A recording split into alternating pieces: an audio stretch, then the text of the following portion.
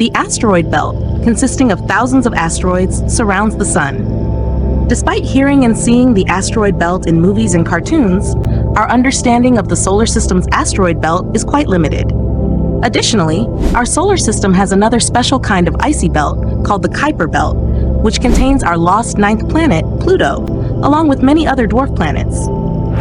How did the Kuiper Belt and the asteroid belt form? What do these asteroid belts contain? In today's video, we will learn about the origin and structure of the asteroid belt and the Kuiper Belt.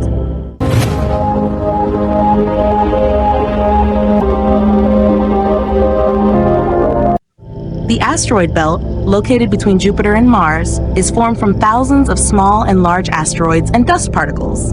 It is situated about 320 million kilometers or 2.1 AU from the Sun and extends up to 500 million kilometers or 3.3 AU from the Sun. Considering the outermost edges of the asteroid belt, its diameter is about 1.2 AU, which is 180 million kilometers.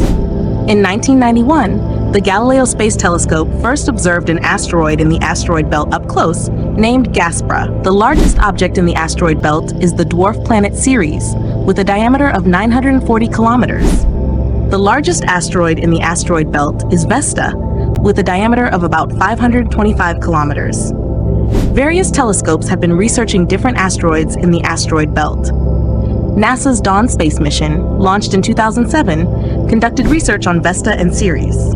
Additionally, NASA's OSIRIS-REx near-Earth asteroid mission provides important information about the formation and structure of the asteroid belt, helping to explain its historical formation clearly.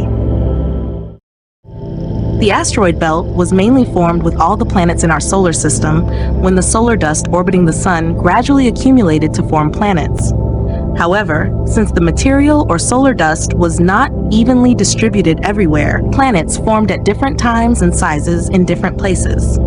With more material, Jupiter became very large. Due to its large size, Jupiter's strong gravity influenced the surrounding dust and material, attracting some towards it, capturing some, and flinging many asteroids away through orbital resonance.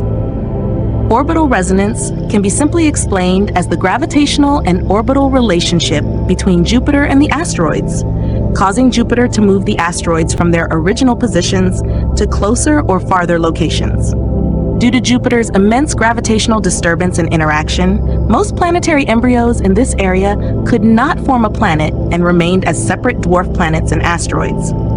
Gradually, Jupiter's orbital resonance created some gaps in the asteroid belt, known as Kirkwood gaps, with specific ratios like 3:1. For example, if Jupiter orbits the Sun once in a certain period, and an asteroid orbits the Sun 3 times in the same period, orbital resonance occurs. Similarly, orbital resonance occurs at 5.2 and 7:3 ratios. Due to this orbital resonance, the gravitational field in these areas becomes weak, causing the asteroids to either move closer to Jupiter or away, creating a gap known as the Kirkwood gap. If Jupiter did not exist, a planet could have formed in the asteroid belt area.